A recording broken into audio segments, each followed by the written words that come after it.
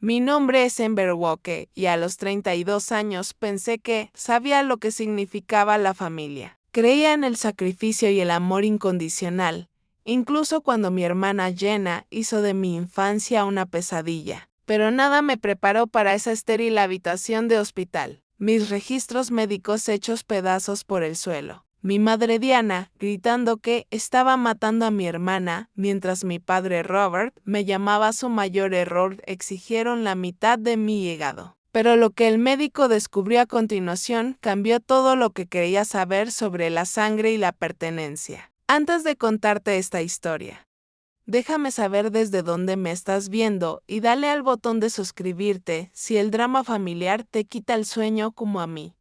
Al crecer en nuestra casa suburbana en Michigan, aprendí temprano que ser la hermana mayor significaba una cosa. Se esperaba que fuera la responsable. Desde que tenía 4 años y Jenna nació, la dinámica quedó grabada en piedra. Mis padres, Diana y Robert Walker, dejaron muy claro que Jenna era especial. Ella necesitaba más atención, más paciencia, más de todo. Yo solo tenía que entenderlo. Ember, deja que tu hermana tenga ese juguete, se convirtió en la banda sonora de mi infancia. Nunca importó que fuera mi regalo de cumpleaños o que Jenna ya hubiera roto 3 de mis cosas esa semana. El patrón era siempre el mismo: Jenna quería, Jenna obtenía. En primer grado, yo empacaba mis propios almuerzos mientras mamá le hacía a Jenna un sándwich con la corteza perfectamente cortada. Cuando pedí lo mismo, mi madre suspiró como si le hubiera pedido que moviera montañas. Eres mayor, Ember, necesitas ser más independiente. Jenna todavía es pequeña, pero no fue solo el trato preferencial lo que hizo mi infancia difícil. Fue la crueldad deliberada de Jenna lo que realmente dejó cicatrices. Cuando tenía 8 años, pasé semanas trabajando en un proyecto de ciencia sobre mariposas. Había recogido especímenes, tomado fotografías y creado una hermosa exposición. La noche antes de la fecha de entrega, llegué a casa de la práctica de natación para encontrar mi proyecto destruido. Alas de papel de colores estaban esparcidas por el suelo de mi habitación. La tabla de exposición partida por la mitad, Jenna se paró en el umbral con una sonrisa de suficiencia en su rostro. «Abs», dijo con falsa inocencia. Cuando corrí a mis padres llorando, mi padre simplemente negó con la cabeza.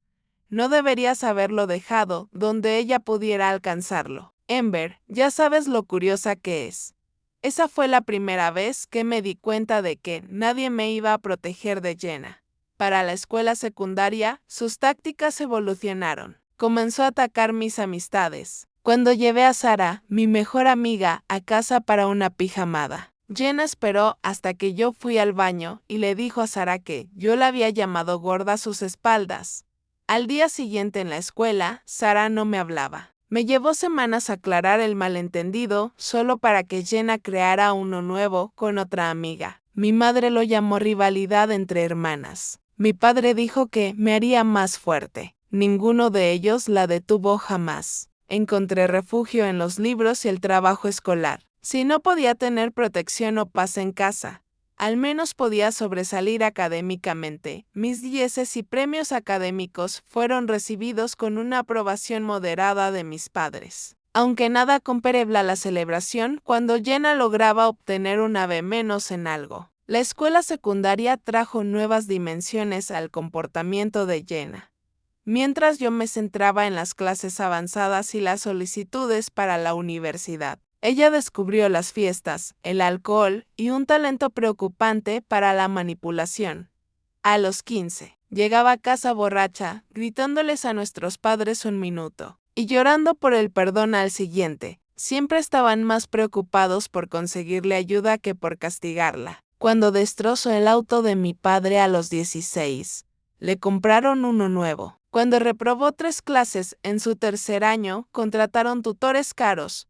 Cuando la atraparon con pastillas en una fiesta, la enviaron a un lujoso centro de rehabilitación por un mes. A través de todo esto, yo seguí siendo la hija buena, la que nunca causaba problemas, la que podían tener por segura para que no interrumpiera sus vidas con caos, la que podían olvidar.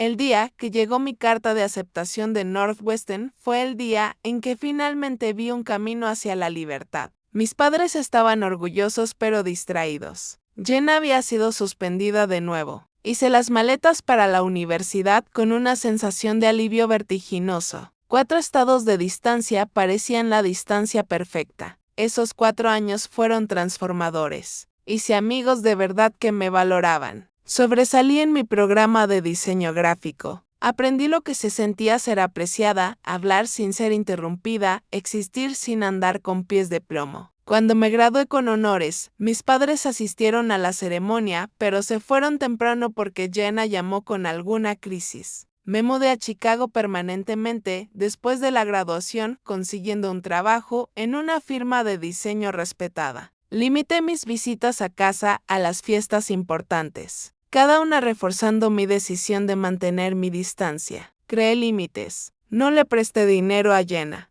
No fui la mediadora en los conflictos familiares. No acepté los viajes de culpa por mi ausencia. A los 28 conocí a Ethan Tene en una cafetería. Nuestra relación se desarrolló lentamente, con consideración. Él fue la primera persona que realmente escuchó cuando hablé de mi familia. Eso no es normal, Amber, dijo después de que mencioné casualmente cómo Jenna una vez me empujó por las escaleras y mis padres lo llamaron un accidente. Eso es abuso. Me llevó meses de conversaciones amables con Ethan y finalmente sesiones de terapia con el Dr. Kaminsky para que reconociera la disfunción de mi familia. Te hicieron ser la que cuidaba a los padres y el chivo expiatorio, explicó el Dr. Kaminsky durante una sesión. Tu hermana era la niña de oro que no podía hacer nada mal, mientras que se esperaba que tú fueras perfecta sin reconocimiento.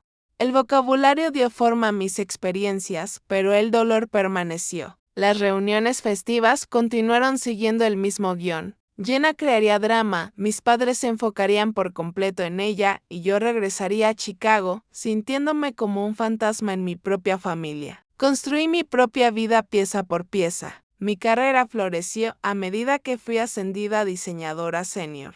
Ethan y yo nos mudamos juntos, adoptando un perro de rescate llamado Max.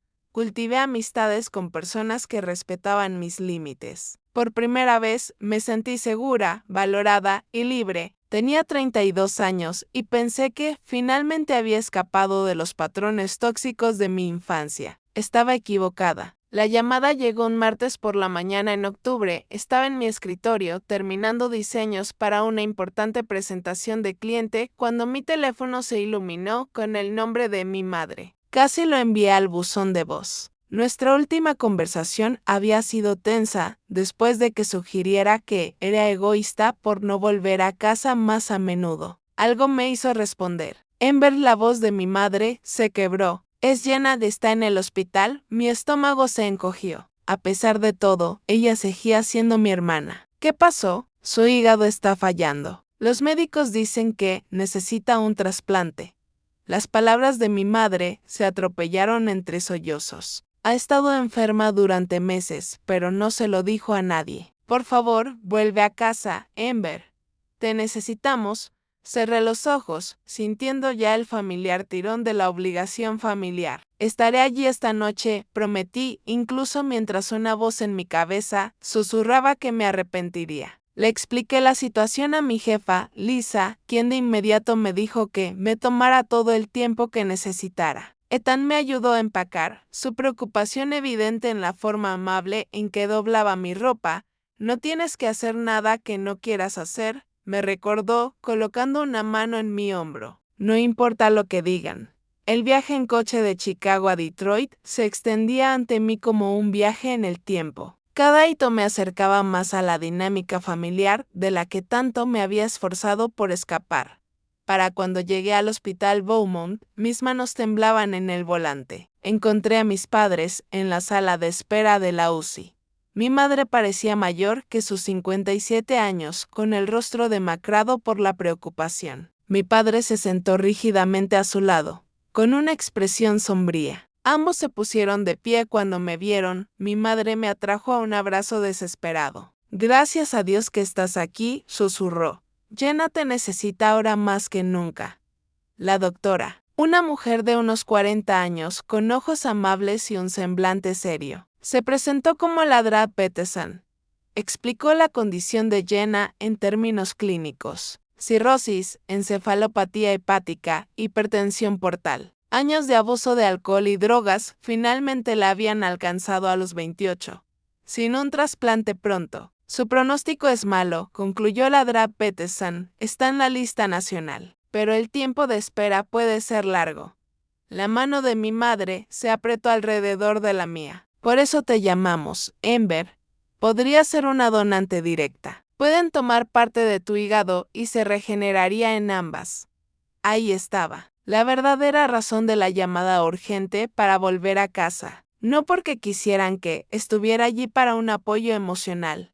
No porque pensaran que merecía saber sobre la condición de mi hermana. Querían mi órgano. Necesito tiempo para pensar en esto, dije con cuidado, apartando mi mano. Estamos hablando de una cirugía mayor. Los ojos de mi padre se entrecerraron. ¿Qué hay que pensar? Es tu hermana Robert, interrumpió la Dra. Peterson. La donación de órganos es una decisión seria. Ember debería tener toda la información y el tiempo que necesite para considerarlo. Sue volvió hacia mí. Podemos programar una consulta privada para discutir lo que implicaría la donación de hígado.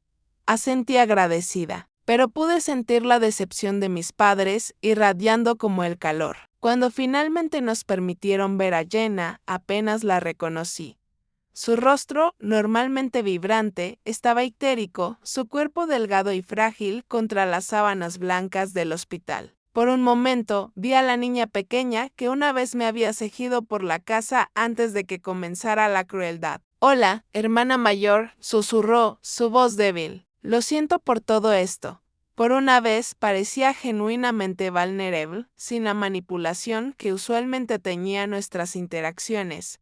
Me senté al lado de su cama y tomé su mano. «¿Cuándo empezaste a sentirte enferma?», pregunté. «El año pasado», admitió, «pero pensé que podía manejarlo. Traté de dejar de beber. Realmente lo hice». Las lágrimas llenaron sus ojos. «Tengo miedo». Ember, a pesar de todo lo que me había hecho, verla asustada. Despertó un instinto de protección que pensé que había enterrado hace mucho tiempo. Los médicos están haciendo todo lo que pueden, le aseguré, aunque las palabras se sentían vacías. Después de que terminaron las horas de visita, me retiré a la habitación de mi infancia, ahora convertida en una oficina en casa con un sofá-cama. Llamé a Ethan, desesperada por una voz de la razón. «¿Quieren que sea donante de hígado?», le dije. Mi voz era baja, aunque mis padres estaban abajo. «Wow», exhaló. «Eso es una petición enorme, Ember.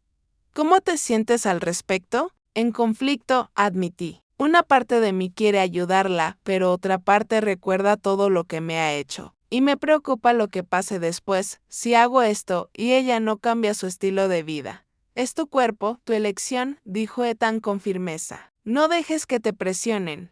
Después de colgar, llamé a mi mejor amiga Cassie, que había presenciado muchas de las crueldades de Jenna de primera mano durante nuestra infancia. «Ten cuidado», advirtió. «Tus padres tienen una forma de hacerte sentir responsable por el bienestar de Jenna.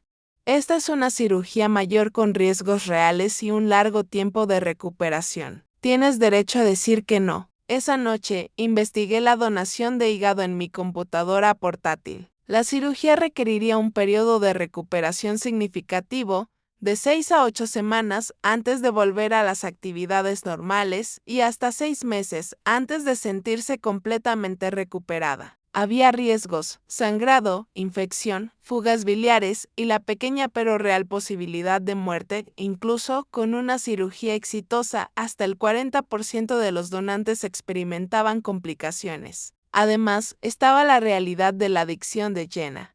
¿Qué garantía tenía de que ella cuidaría el regalo que le daría? ¿Se comprometería con la sobriedad o mi sacrificio sería en vano? Caí en un sueño intranquilo, soñando con hospitales y bisturíes, y el rostro ictérico de mi hermana se transformaba en la sonrisa de suficiencia de la niña que había destruido mi proyecto de ciencias hace tantos años.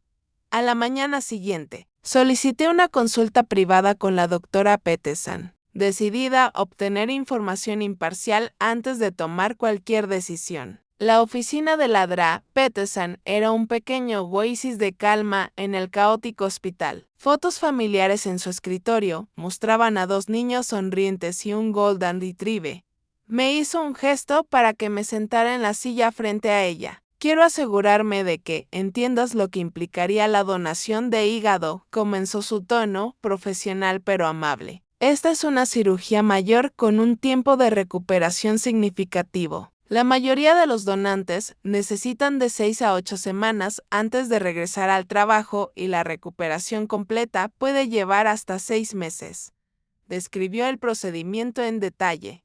La incisión. La extirpación de aproximadamente el 60% de mi hígado. Las semanas de fatiga y actividad restringida que seguirían. Los riesgos no eran insignificantes: infección, sangrado, fuga de bilis, coágulos de sangre y, en casos raros, la muerte. Tu hígado se regeneraría a casi su tamaño completo en 2 meses, explicó. Pero necesitarías evitar el alcohol por completo durante la recuperación y limitar el esfuerzo físico.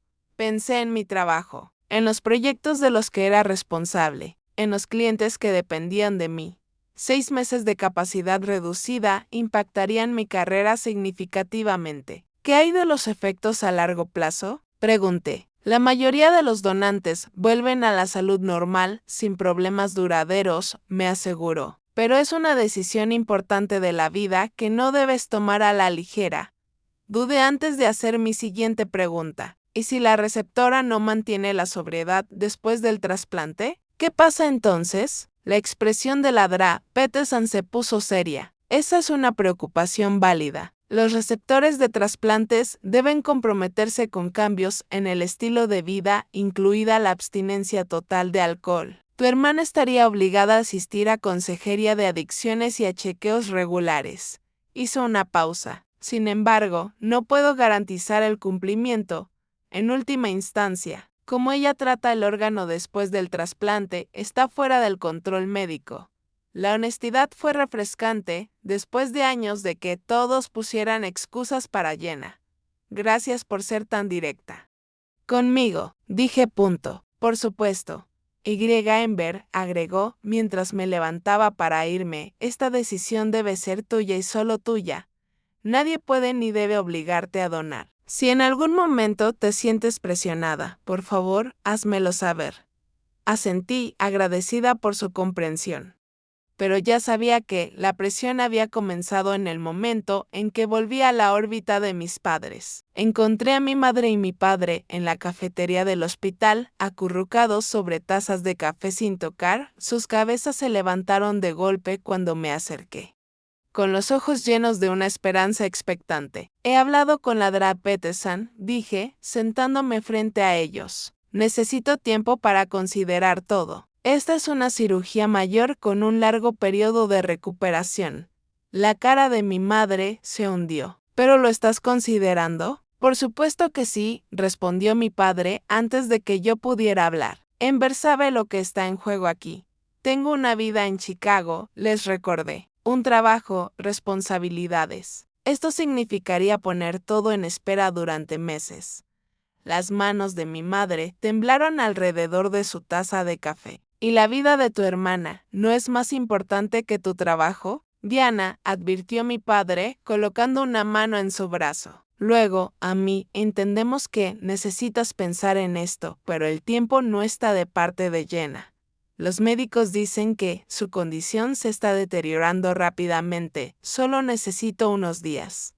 Insistí, esta no es una decisión simple, la compostura de mi madre se resquebrajó. ¿Unos días? Jenna podría no tener unos días. Su voz se elevó, atrayendo la atención de las mesas cercanas. ¿Cómo puedes ser tan egoísta después de todo lo que hemos hecho por ti? Diana, aquí no, siseó mi padre, mirando a su alrededor incómodo. Pero a mi madre ya no le importaban las apariencias. ¿Qué clase de persona duda en salvar a su propia hermana? Te crié mejor que esto, Ember Walker. La familiar culpa y vergüenza me invadió, amenazando con ahogar mi determinación. Me levanté abruptamente, necesitando escapar. Voy a tomar un poco de aire. Pasé una hora caminando por los terrenos del hospital tratando de despejar mi cabeza cuando volví a la habitación de Jenna. Mis padres ya le habían contado sobre mi vacilación. La mirada traicionada en sus ojos me cortó más profundamente de lo que esperaba. Entonces, ¿no estás segura de si vale la pena salvarme?, preguntó débilmente. Eso no es justo, Jenna. Esta es una decisión enorme que afecta a mi vida también. Ella apartó la cara. Simplemente vuelve a tu vida perfecta en Chicago. Estaré bien. La manipulación era tan familiar que casi me hizo reír. Casi. Conduje de regreso a mi apartamento esa noche, necesitando espacio para pensar con claridad. Cuando llegué, encontré el auto de mis padres en la entrada. Me habían ganado. Se sentaron en mi sala de estar, luciendo extrañamente fuera de lugar entre los muebles modernos y las piezas de arte que había seleccionado cuidadosamente. Mi madre había estado llorando. Mi padre parecía más sombrío que nunca. ¿Cómo entraron?, pregunté, aunque ya lo sabía. Nunca les pedí la llave de repuesto después de la universidad. Necesitamos hablar sobre esta situación de la donación, dijo mi padre, ignorando mi pregunta. Tu madre está fuera de sí por la preocupación. Les dije que necesito tiempo para pensar, repetí, dejando mi bolso. Mientras piensas, tu hermana se está muriendo, dijo mi madre. ¿Entiendes que cada día que te demoras hace menos probable que sobreviva? Entiendo la situación, dije, luchando por mantener mi voz firme. Pero este es mi cuerpo, mi salud está en riesgo, necesito tomar esta decisión con cuidado. Después de todo lo que sacrificamos por ti, continuó mi madre como si yo no hubiera hablado. Las clases de baile, la universidad cara, los frenos. Te dimos todo, Ember, todo. Y ahora, cuando te necesitamos, cuando Jenna te necesita, estás dudando. Esos no fueron sacrificios. Mamá, esas eran responsabilidades parentales básicas. Las palabras se me escaparon antes de que pudiera detenerlas. Mi padre se paró amenazadoramente sobre mí. Tu madre y yo trabajamos duro para darte oportunidades. Esperamos algo de gratitud a cambio. La gratitud no significa dar la mitad de mi hígado a pedido. Espeté. Mi madre rompió en nuevos llantos.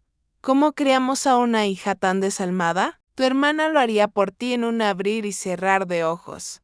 La afirmación era tan absurda que no pude evitar reírme con amargura. ¿Lo haría? La misma hermana que me empujó por las escaleras, que destruyó mis cosas, que hizo de mi infancia un infierno, mientras ustedes dos miraban para otro lado.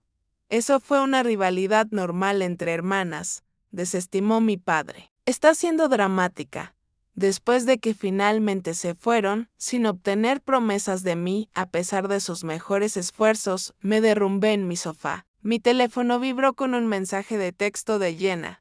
Gracias por demostrar que nunca me quisiste de verdad. Supongo que moriré entonces. El ataque de pánico me golpeó sin previo aviso. Mi pecho se tensó, mi respiración se volvió superficial y la habitación pareció girar a mi alrededor. Llamé a Casey, que vino de inmediato y se quedó a pasar la noche, ayudándome con ejercicios de respiración y recordándome que tenía derecho a tomar mis propias decisiones. A la mañana siguiente, decidí dar un paso atrás. Llamé al hospital para preguntar por la condición de Jenna, pero le dije a mis padres que necesitaba 3 días sin contacto para pensar. Aceptaron a regañadientes, aunque el comentario de despedida de mi madre, espero que puedas vivir contigo misma, si algo le sucede, resonó en mi mente. No esperaba que honraran mi petición despacio. Al día siguiente, se presentaron en mi firma de diseño. Lise, mi jefa, me llamó a la zona de recepción con una expresión de preocupación. Tus padres están aquí, susurró. Parecen molestos.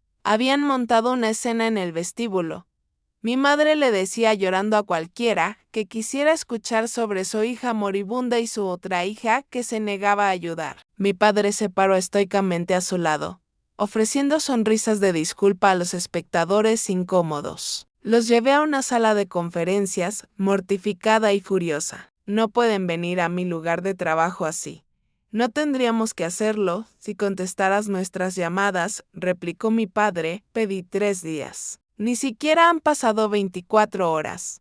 Mi madre se secó los ojos con un pañuelo. La doctora dice que la situación de Jen ha empeorado. Sus niveles de amoníaco están aumentando. La familiar culpa se deslizó de nuevo. ¿Y si realmente estaba empeorando? ¿Y si estos eran sus últimos días? Lise llamó suavemente a la puerta antes de entrar. Denver, ¿está todo bien? Forcé una sonrisa. Sí, solo un asunto familiar. Lamento la interrupción. Ella miró entre mis padres y yo. Tómate el resto de la semana libre con sueldo. La familia es lo primero. Su expresión me dijo que había escuchado lo suficiente como para entender que la situación no era simple. Gracias, dije, agradecida por su comprensión, pero temiendo más tiempo ininterrumpido con mis padres. Tan pronto como Lisa se fue, mi madre se inclinó. Ves, incluso tu jefa piensa que deberías estar con la familia ahora mismo en el hospital haciéndote las pruebas. La presión se estaba volviendo insoportable. A donde quiera que me volvía, no había escape. La semana que siguió fue una guerra psicológica. Mis padres se turnaban para llamar y enviar mensajes de texto. Cada mensaje más desesperado que el anterior. Reclutaron amigos de la familia para que se pusieran en contacto, cada conversación comenzando con la preocupación por Jenna y inevitablemente cambiando a cómo yo podía salvarla. Mi tía Keral, que siempre había sido amable conmigo, llamó llorando. Sé que es una gran decisión, Ember, pero es tan joven. Demasiado joven para morir así. El colega de mi padre de la iglesia, el Sinjet Dosen, envió un correo electrónico recordándome la importancia bíblica del sacrificio por la familia. La mejor amiga de mi madre se presentó en mi apartamento con galletas caseras y culpa envuelta en preocupación. Tu madre no ha dormido en días, me dijo. Se está desmoronando viendo a Jenna sufrir. Traté de mantener mis límites, de tener un espacio mental para considerar realmente mis opciones. Consulté con mi terapeuta, la Drag Kaminsky, quien reforzó que la decisión debía ser solo mía, libre de coacción. Ethan se mantuvo a mi lado, ofreciéndome apoyo sin empujarme de una manera u otra, que sí siguió siendo mi feroz defensora, recordándome todas las veces que Jenna me había lastimado sin consecuencias. Pero la presión era constante, erosionando mi determinación como el agua contra la piedra. El jueves volví al hospital para ver cómo estaba Jenna. Acababa de hablar con la Drag Peterson cuando mi madre me encontró en el pasillo agitando una carpeta de papeles.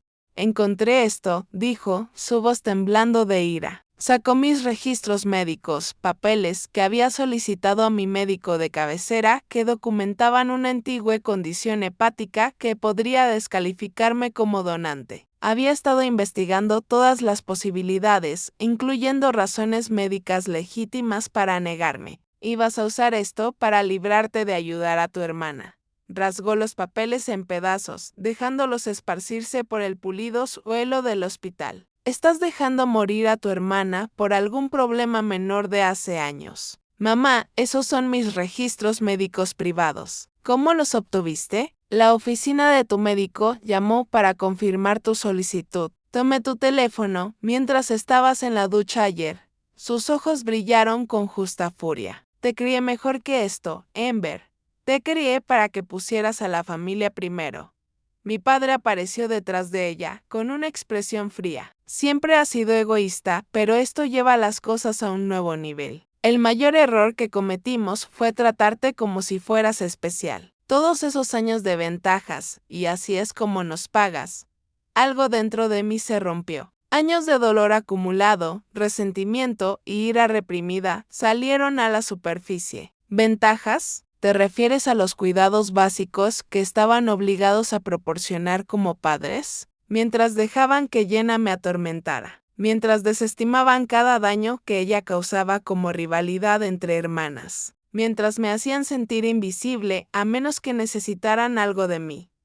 Mi voz resonó en el pasillo del hospital. Una enfermera miró hacia nosotros, preocupada. Mi madre se acercó, su voz bajando a un siseo. Si no te haces las pruebas hoy, no te molestes en volver a casa. Ya no eres mi hija. Mi padre asintió de acuerdo. La familia significa sacrificio, Ember. Si no puedes entender eso, no eres parte de esta familia. El ultimátum quedó suspendido en el aire entre nosotros. Todo lo que había temido y contra lo que había luchado durante años se estaba haciendo realidad. Me estaban obligando a elegir entre mi autonomía y la aceptación de mi familia.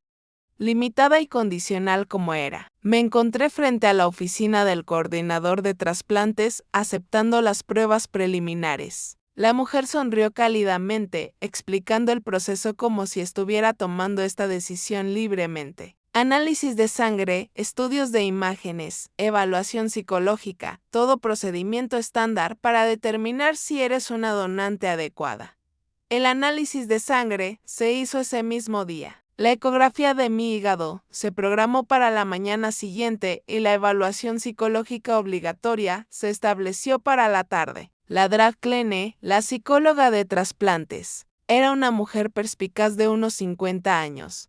Preguntó sobre mi relación con Jenna, mi comprensión de los riesgos y, lo más importante, si estaba siendo presionada para donar. En ese momento tomé una decisión. Diría la verdad. Sí, admití. Mis padres han dejado claro que, si no dono, ya no soy parte de la familia. Se han presentado en mi lugar de trabajo. Han accedido a mis registros médicos privados y me han dicho que soy egoísta por siquiera dudarlo.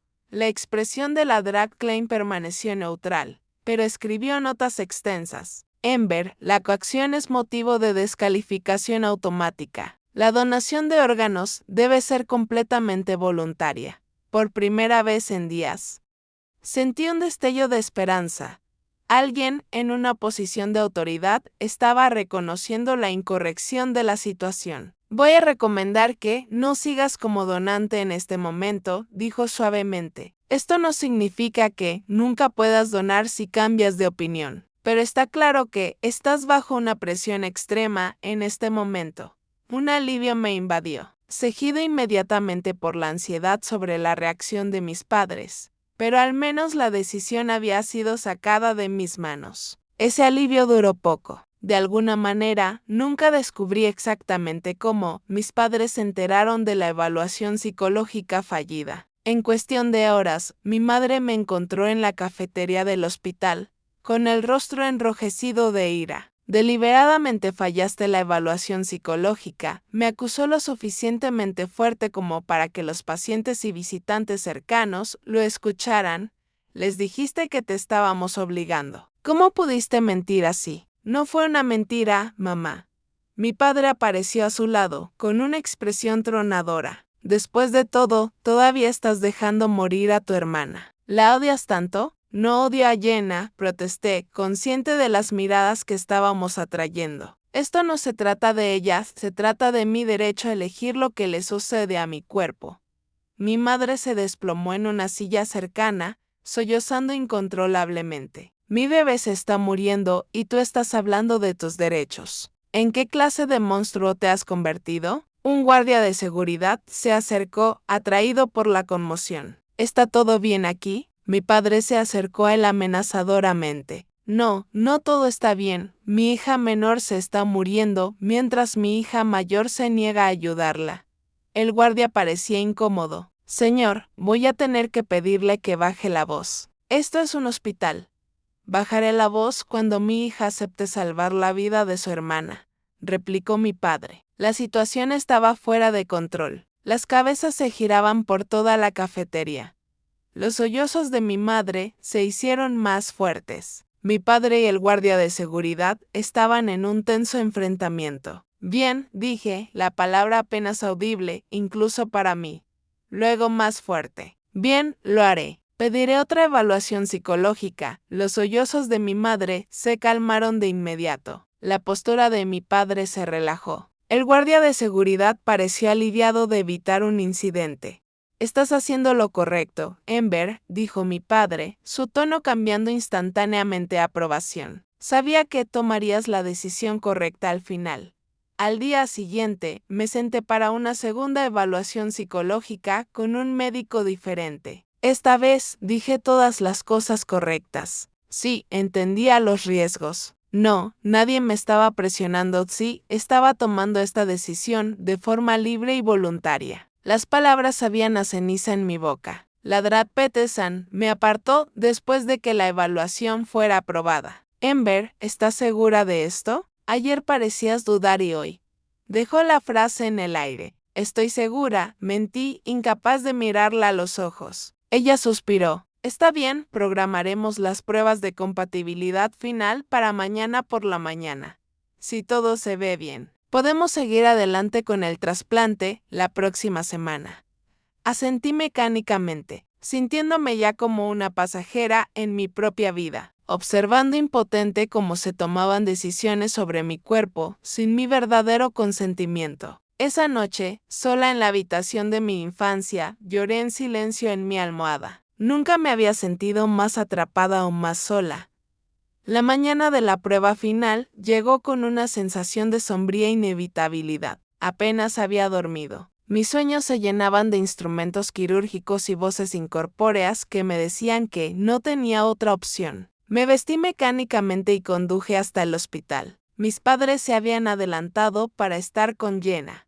El coordinador de trasplantes me recibió con un portapapeles de formularios para firmar. Información del seguro, reconocimiento de riesgos, consentimiento para el procedimiento. Mi mano se movió sobre el papel como si perteneciera a otra persona. Necesitaremos hacer una extracción de sangre más para la compatibilidad final, explicó, llevándome a una sala de tratamiento. Ladrat Peterson quiere verificar la compatibilidad de los tejidos antes de que procedamos. Una flebotomista con manos suaves extrajo varios viales de sangre. Estás haciendo algo maravilloso, dijo amablemente mientras etiquetaba los tubos. Tu hermana tiene mucha suerte. Logré una débil sonrisa, pero no dije nada. ¿Qué había que decir? Que esta cosa maravillosa se sentía como la culminación de toda una vida de que mis límites fueran violados. Que la palabra suerte parecía una broma cruel cuando se aplicaba a la relación entre Jenna y yo. El laboratorio se apresurará con estos resultados, continuó la flebotomista, ajena a mi agitación interna. Ladrat Peterson debería tenerlos en unas pocas horas. Esperé en la sala de consulta familiar, desplazándome sin pensar por mi teléfono. Ethan me había enviado un mensaje de texto preguntando cómo estaba aguantando. No pude responder. ¿Qué podía decir? ¿Que me había rendido? ¿Que todo mi discurso sobre los límites y la autonomía se había desmoronado bajo el peso de la obligación familiar? 3 horas después, Ladrat Peterson entró en la habitación, su expresión ilegible. Llevaba una carpeta de papeles y cerró la puerta firmemente detrás de ella. Ember dijo, tomando asiento frente a mí. Tenemos los resultados de tus pruebas de compatibilidad. Asentí, preparándome para la discusión sobre las fechas de la cirugía y los procedimientos preoperatorios. Hay algo inesperado en los hallazgos. Hizo una pausa, eligiendo sus palabras con cuidado. No eres una coincidencia genética.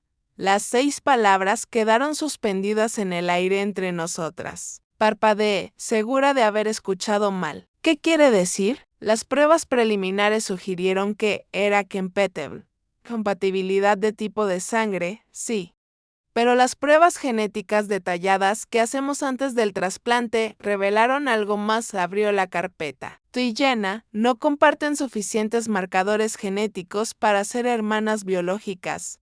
La habitación pareció inclinarse a mi alrededor. Eso es imposible. Somos hermanas.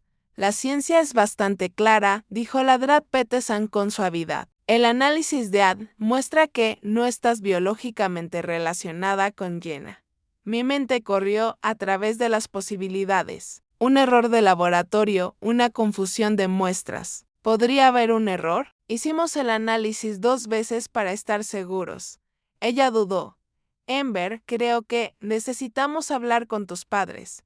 Los siguientes 30 minutos pasaron en un borrón. Se envió a una enfermera a buscar a mis padres. Ladrat Peterson preguntó si quería que un trabajador social del hospital estuviera presente. Me negué, todavía tratando de procesar las implicaciones de lo que me había dicho. Cuando mis padres entraron en la sala de consulta, su expresión cambió de esperanzada a preocupada al notar el semblante serio de Ladrat Peterson. ¿Qué está pasando?, preguntó mi madre, mirando entre nosotras. ¿Ember está aprobada para la donación? Ladrat Peterson les hizo un gesto para que se sentaran. Señor y señora Woke, nuestras pruebas de compatibilidad final han revelado algo inesperado. Ember y Jenna no están genéticamente relacionadas. La cara de mi madre se quedó sin color. Mi padre se puso rígido a su lado. Eso es ridículo, dijo despectivamente. Por supuesto que están relacionadas, son hermanas. El análisis genético es concluyente, respondió la Dra. Peterson. Su tono profesional pero firme. No comparten suficientes marcadores genéticos para ser hermanas biológicas. Debe haber un error, insistió mi padre. Hagan las pruebas de nuevo. Ya lo hicimos, dijo la Dra. Peterson 2 veces. Mi madre hizo un pequeño sonido ahogado.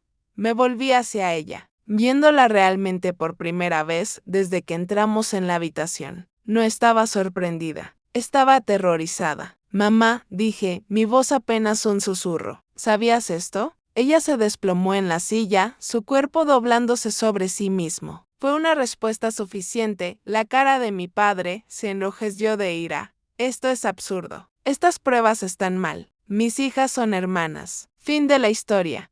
Pero su protesta carecía de convicción. No me miraba a mí ni a mi madre. Papá, insistí. ¿Lo sabías? Se pasó una mano por la cara, luciendo de repente cada uno de sus 60 años. Este no es el momento ni el lugar para esta discusión. La Dra. Peterson se aclaró la garganta. Les daré algo de privacidad, pero debo señalar que esto significa que Ember no puede ser una donante para Jenna.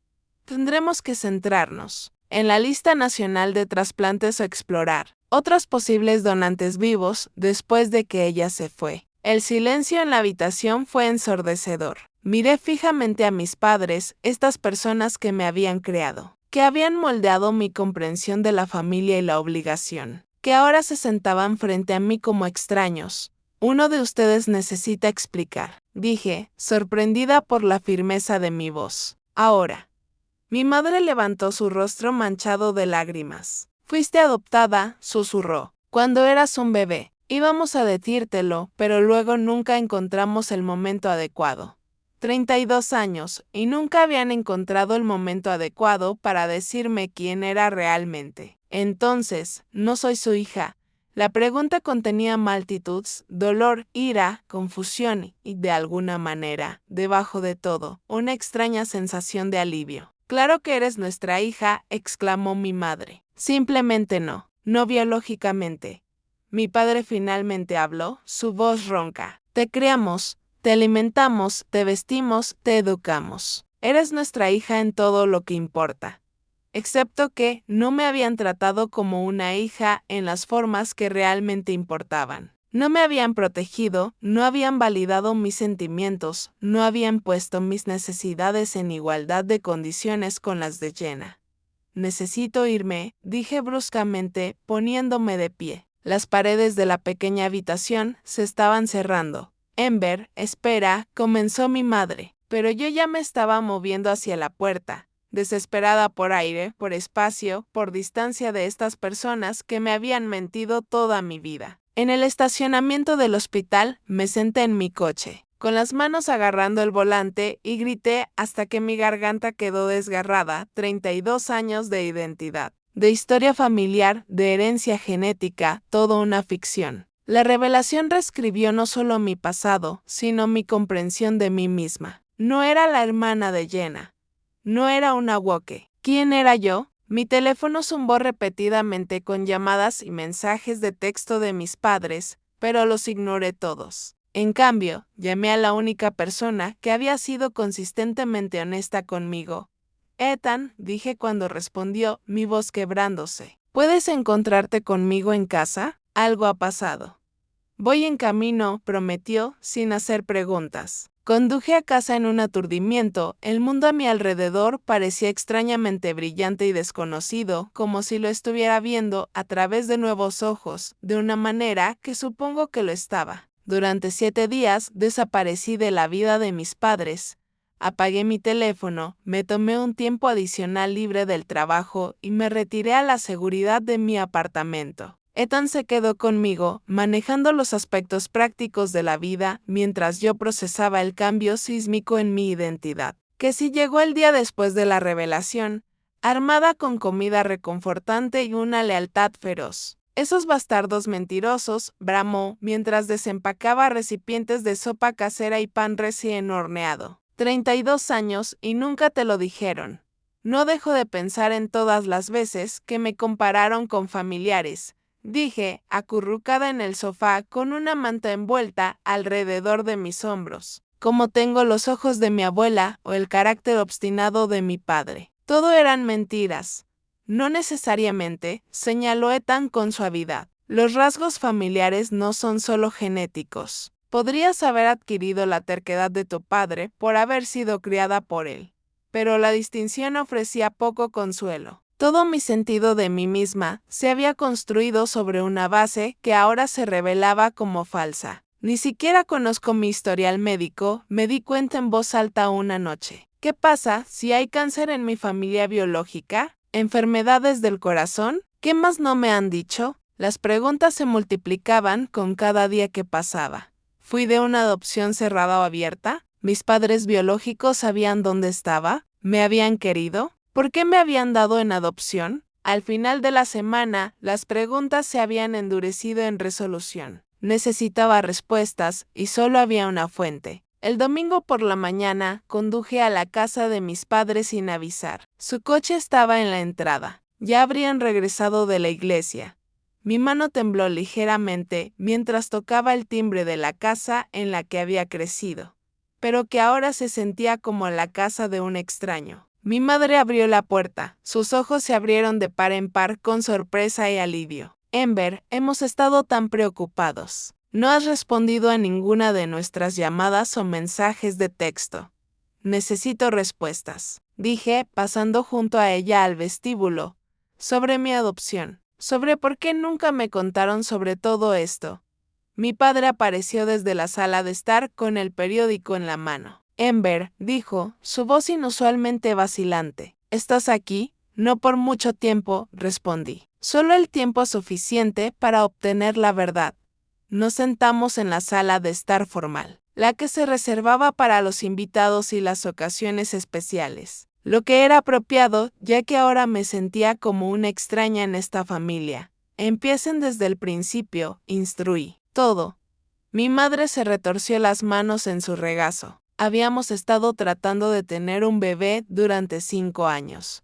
Comenzó. Tratamientos de fertilidad, especialistas, todo. Nada funcionó. Estábamos devastados. Nuestro pastor nos conectó con una joven de la congregación. Continuó mi padre. 17 años, soltera, de una familia muy religiosa. Quería que su bebé tuviera un hogar estable con 2 padres. Tú, dijo mi madre suavemente. Ella te estaba llevando. ¿Fue una adopción cerrada? Pregunté. Intercambiaron miradas. Sí, respondió mi padre. Ese fue el acuerdo. Ella se mudaría después del nacimiento, comenzaría de nuevo en otro lugar. Nosotros te criaríamos como nuestra, y nunca me dirían la verdad, agregué con amargura. Los ojos de mi madre se llenaron de lágrimas. Siempre tuvimos la intención de decírtelo cuando fueras lo suficientemente mayor para entender. Pero luego, cuando tenías 4 años, finalmente me quedé embarazada de Jenna. Parecía un milagro. Después de todos esos años de intentarlo, teníamos miedo. ¿Miedo de qué? Exigí. De que te sintieras diferente, menos amada, menos. Nuestra, se secó una lágrima. Así que decidimos esperar hasta que fueras mayor. Y luego pasaron los años, dijo mi padre. El momento adecuado nunca pareció llegar. Cuanto más esperábamos, más difícil se volvía a imaginar tener esa conversación. Entonces me mintieron toda mi vida. La enormidad de su engaño todavía era difícil de comprender. ¿Tienen alguna idea de lo que es descubrir de repente, a los 32 años, que toda tu identidad se basa en una mentira? ¿Que no sabes quién eres realmente? Sabes exactamente quién eres, insistió mi padre. Eres Ember Walker, nuestra hija. ¿Lo soy? Porque no se siente como si alguna vez me hubieran tratado como a su hija. No de la manera en que trataron a Jenna. Eso no es justo, protestó mi madre débilmente. No lo es. Dejaron que me abusara durante años. Desestimaron mis sentimientos, mi dolor. Constantemente ponían sus necesidades por encima de las mías. ¿Fue porque ella era su verdadera hija y yo no? La pregunta quedó suspendida en el aire entre nosotros. Mi madre parecía consternada, la mandíbula de mi padre apretada. Nunca pensamos en ti de esa manera, dijo finalmente mi madre. Nunca. Pero su protesta sonó vacía contra la evidencia de mi infancia. El trato preferencial, los diferentes estándares, la negligencia emocional. ¿Qué hay de mi madre biológica? Pregunté. ¿Tienen alguna información sobre ella? ¿Un nombre? ¿Algo? Otro intercambio de miradas. Su nombre era Catherine Mese, admitió mi madre. Era de Grand Rapids originalmente. Catherine, repetí el nombre, sintiéndome extraño y significativo en mi lengua. ¿Alguna vez intentó contactarme? Mi padre se movió incómodo. Puede que haya habido una carta o dos al principio. Nosotros no respondimos. La adopción era cerrada y se nos aconsejó mantener esos límites. La ira se encendió, caliente y brillante, dentro de mí. Ustedes me ocultaron sus cartas. Esa no era su decisión. Estábamos tratando de protegerte, insistió mi madre. ¿Protegerme al mentirme, al negarme el conocimiento de mis orígenes? Eso no es protección. Es control. Me puse de pie, incapaz de quedarme quieta con las emociones corriendo a través de mí. Necesito esas cartas. Y cualquier otra información que tengan sobre mi adopción y mi familia biológica. Ember, por favor, trata de entender, comenzó mi padre. No lo interrumpí. He pasado toda mi vida tratando de entender, tratando de averiguar por qué nunca encajé del todo en esta familia. Porque mi hermana no podía hacer nada mal, mientras yo no podía hacer nada bien. Ahora todo tiene sentido. Mi madre sollozaba abiertamente ahora. Te amamos, Ember. Siempre te hemos amado. Si eso es cierto, entonces me darán cada pieza de información que tengan sobre mi madre biológica y respetarán mi necesidad de espacio mientras proceso todo esto. A regañadientes, aceptaron. Mi padre desapareció arriba y regresó con una pequeña caja. Dentro estaban los papeles de la adopción. 2 sobres amarillentos con una letra desconocida y una fotografía descolorida de una joven con cabello castaño rojizo y una sonrisa triste. Catherine, confirmó mi madre cuando sostuve la foto. Tenía 19 años cuando se tomó esto, justo antes de que se mudara después de tu nacimiento. Con cuidado, volví a colocar todo en la caja. ¿Y Jenna? ¿Sabe que soy adoptada? No, dijo mi padre. Nunca se lo dijimos a ella tampoco. Un secreto más, una mentira más en una familia construida sobre ellas. ¿Cómo está ella? Pregunté, recordando de repente la crisis original que había revelado esta verdad. Encontraron a otro donante, dijo mi madre. Una coincidencia del Registro Nacional, la cirugía está programada para la próxima semana.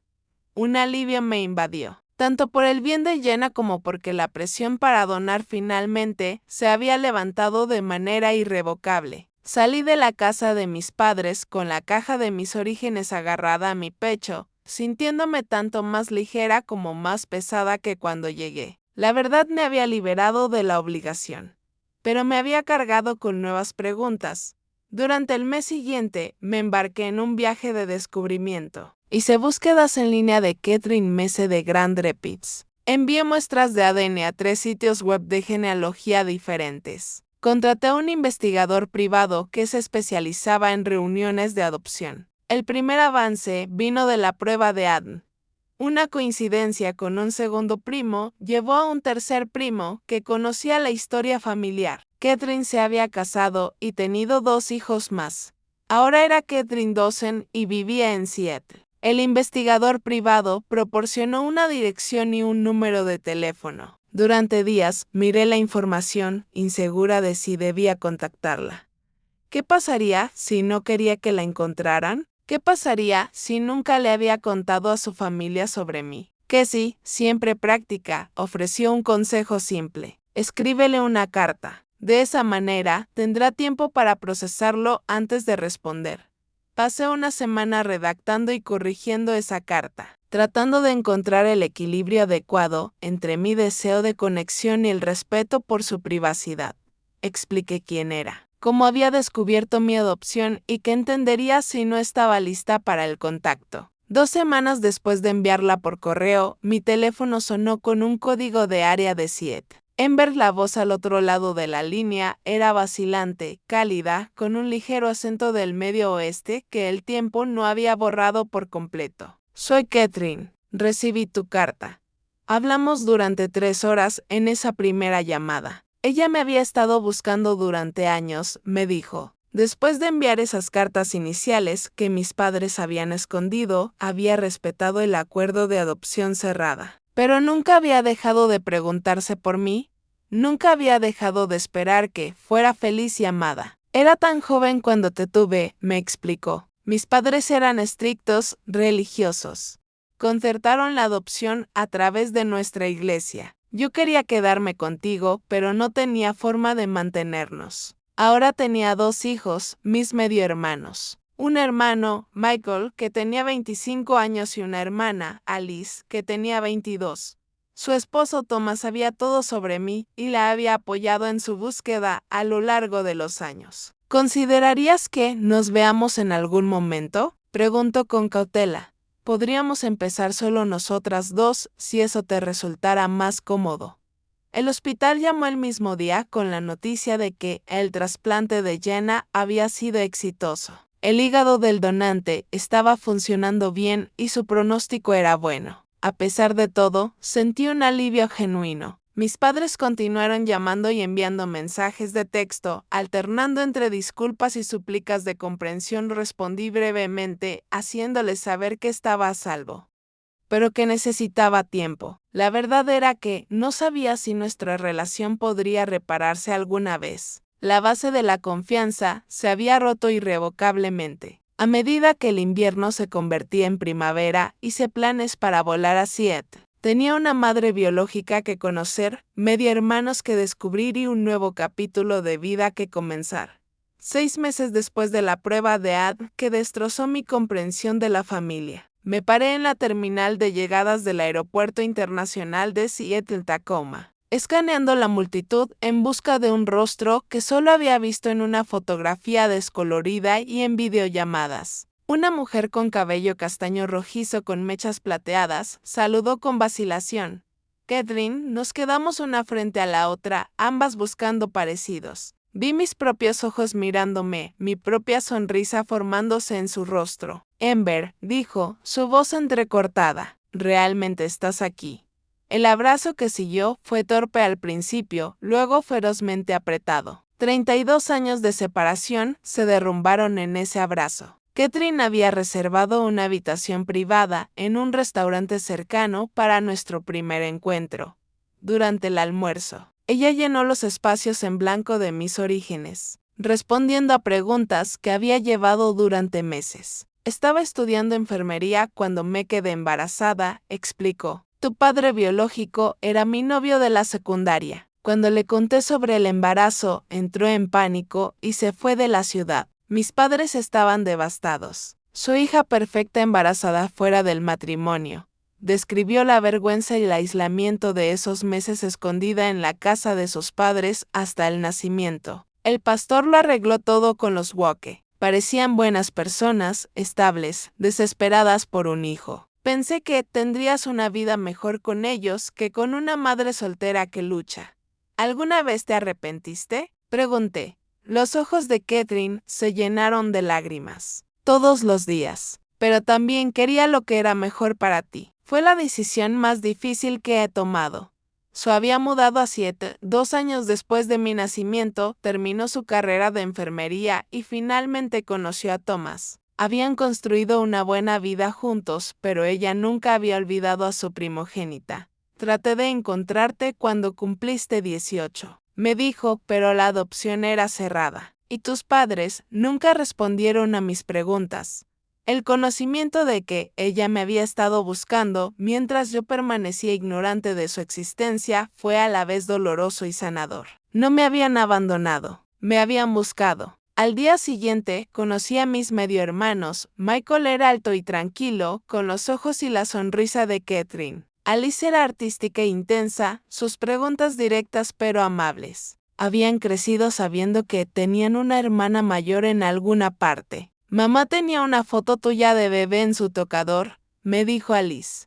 Nos contaba historias sobre ti, imaginando cómo serías. Siempre esperamos que algún día nos encontraras, agregó Michael, o que nosotros te encontraríamos a ti. Thomas, el esposo de Catherine, me dio la bienvenida con genuina calidez. Tu madre ha esperado este día durante tanto tiempo, dijo, apretando mi mano. Todos lo hemos hecho. Durante la semana siguiente, descubrí nuevas conexiones familiares y similitudes inesperadas. A Catherine y a mí nos encantaban la comida picante y los misterios de asesinatos.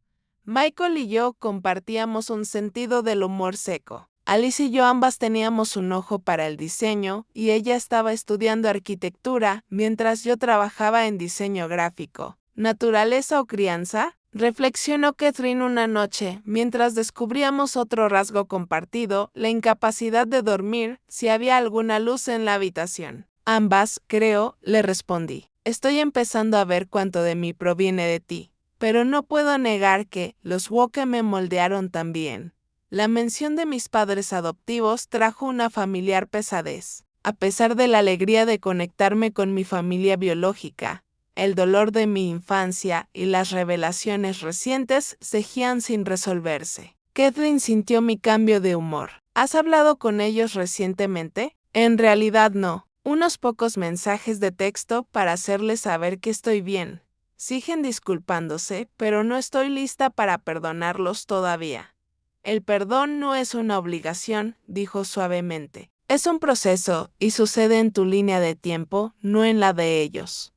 Mi tiempo en Seattle pasó demasiado rápido. Antes de darme cuenta, estaba abrazando a mi nueva familia de despedida en el aeropuerto, prometiendo volver pronto y recibirlos en Chicago. Esto no es un final, me aseguró Catherine. Es solo el comienzo de vuelta en Chicago. Regresé a mi apartamento, mi refugio seguro. A través de la agitación de los últimos meses, Ethan había mantenido las cosas funcionando sin problemas en mi ausencia, regando mis plantas, recogiendo mi correo, asegurándose de que todo estuviera listo para mi regreso. ¿Qué tal fue?, preguntó mientras nos sentábamos en el sofá esa noche. Abrumador, maravilloso, complicado.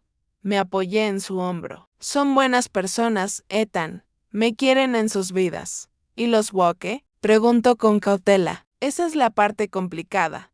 Al día siguiente, volví al trabajo. Lice me dio la bienvenida calurosamente, sin hacer preguntas sobre mi prolongada ausencia más allá de si estaba bien. Mis colegas me saludaron con sonrisas y café, y el familiar ritmo de los plazos y los desafíos creativos me ayudó a centrarme. 2 semanas después de mi regreso, recibí una carta de Jenna, no un correo electrónico, un mensaje de texto, una carta escrita a mano. Querida Amber, comenzaba, te escribo porque no sé si contestarías una llamada, y no te culparía. Mamá y papá me contaron todo sobre tu adopción, sobre cómo te presionaron para el trasplante, sobre todo. Estoy conmocionada y avergonzada. Continuó reconociendo los años de maltrato, admitiendo que había estado celosa de lo que ella percibía como mi perfección. Siempre fuiste tan capaz, tan organizada. Sentí que nunca podría estar a la altura, así que traté de derribarte en su lugar. Fue cruel e inexcusable. El trasplante, escribió, había sido exitoso. Llevaba 4 meses sobria y asistía tanto a consejería de adicciones como a terapia. Casi morir me hizo reevaluar todo. Estoy tratando de convertirme en alguien mejor, alguien digno de una segunda oportunidad. Terminó con una disculpa que parecía genuinamente arrepentida. Sé que no tengo derecho a pedir tu perdón o un lugar en tu vida. Solo quería que supieras que reconozco el daño que causé y que lo siento de verdad. Si alguna vez quieres hablar, estoy aquí, pero entenderé si no quieres. Doblé la carta con cuidado y la coloqué en el cajón de mi escritorio. Todavía no estaba lista para responder, pero por primera vez sentí un destello de posibilidad de que Jenna y yo algún día pudiéramos tener una relación. No como hermanas biológicas, sino como 2 personas con una historia compartida, tratando de avanzar. Un mes después, acepté encontrarme con mi madre, Diana, para tomar un café en un lugar neutral. Llegó temprano, visiblemente nerviosa, agarrando su bolso como si fuera un salvavidas. Gracias por reunirte conmigo, dijo mientras me sentaba frente a ella. ¿Cómo estás? Estoy bien, respondí. Conocí a Catherine y a su familia. Son buenas personas. Diana asintió, conteniendo las lágrimas. Me alegro. Mereces saber de dónde vienes, dudó. Amber, sé que un lo siento no es suficiente. Lo que hicimos, ocultar tu adopción, presionarte sobre el trasplante, estuvo mal. Muy mal. Sí, lo fue, estuve de acuerdo, sin suavizar la verdad para aliviar su culpa. Hemos comenzado terapia, me dijo, tu padre y yo, por separado y juntos, estamos tratando de entender cómo cometimos errores tan terribles. Fue más responsabilidad de lo que esperaba. Eso es bueno. ¿Hay alguna posibilidad? Preguntó con cautela, de que algún día podamos reconstruir algún tipo de relación. Sé que las cosas nunca podrán ser las mismas, pero no quiero perderte por completo. Consideré sus preguntas seriamente. No lo sé, mamá. La confianza tarda en reconstruirse. Necesito que respetes mis límites y entiendas que mi relación con Catherine y su familia es importante para mí. Claro, dijo rápidamente. Claro. Nos separamos con un abrazo tentativo y un acuerdo para tomar las cosas con calma. Mi reunión con mi padre, una semana después, fue más forzada. Su disculpa más formal, pero sentí un arrepentimiento genuino bajo su habitual reserva. Jenna fue la última woke con la que me reconecté. Nos encontramos en un parque, ambas visiblemente incómodas, pero decididas a tener una conversación honesta. «Te ves bien», dije, notando el color saludable en su tez anteriormente cetrina. «La sobriedad me sienta bien», respondió con una pequeña sonrisa. 6 meses la próxima semana. Caminamos en silencio por un rato antes de que ella hablara de nuevo. «He sido horrible contigo toda nuestra vida. Ni siquiera sé exactamente por qué. Celos, inseguridad, la forma en que mamá y papá nos enfrentaron sin darse cuenta». Se detuvo, mirándome directamente. «Nada de eso excusa lo que hice. Fui cruel y lo siento. ¿Por qué debería creer que has cambiado?», pregunté sin rodeos. «No deberías, no basándote solo en palabras», reconoció. «Todo lo que puedo decir es que estoy haciendo el trabajo. Terapia 2 veces por semana, consejería de adicciones, reparando donde puedo». Se encogió de hombros. «El tiempo lo dirá, supongo». No fue una reconciliación perfecta, pero fue honesta. Acordamos mensajes de texto ocasionales, con la posibilidad de un contacto más regular si las cosas iban bien. A medida que el verano se convertía en otoño, mi vida se asentó en una nueva normalidad.